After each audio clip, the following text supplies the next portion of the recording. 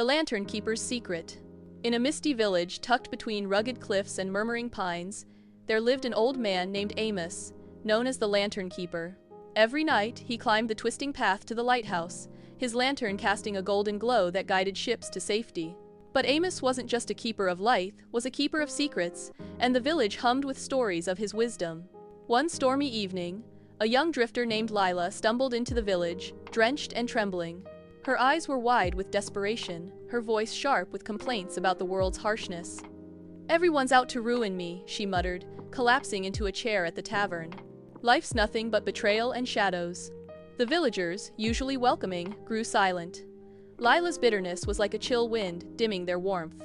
But Amos, sitting quietly in the corner, sipped his tea and watched her with gentle, knowing eyes. He approached her, his lantern flickering softly.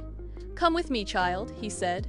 "I've something to show you." Curious despite herself, Lila followed Amos up the cliff to the lighthouse. The storm howled outside, but inside, the air was warm, scented with cedar and wax.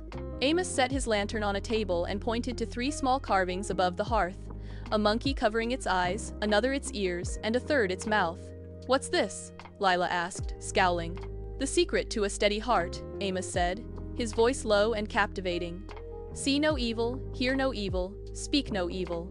Guard your soul from the darkness others carry, and you'll never be brought down." Lila scoffed. "That's just old folklore, the world's full of deceivers and thieves. You can't escape it." Amos smiled, unruffled, and directed her to a tarnished mirror. "Look closely," he said.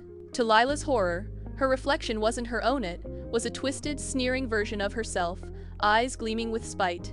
She gasped, nearly dropping the mirror. "That's the evil you've been seeing, hearing, and speaking," Amos explained. "You've let the world's misery become your own. Misery loves company, Lila. It clings to those who invite it." Lila's hands shook. "How do I stop it?" Amos pointed to the carvings. "Choose what you let in. See the good, there's always some, even in the storm. Hear the truth, not the poison of despair. Speak hope, not curses.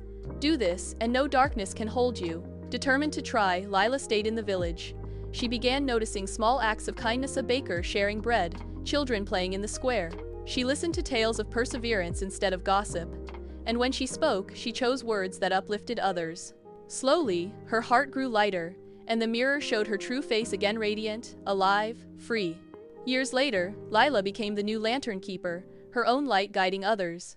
The village flourished, and travelers spread her tale far and wide.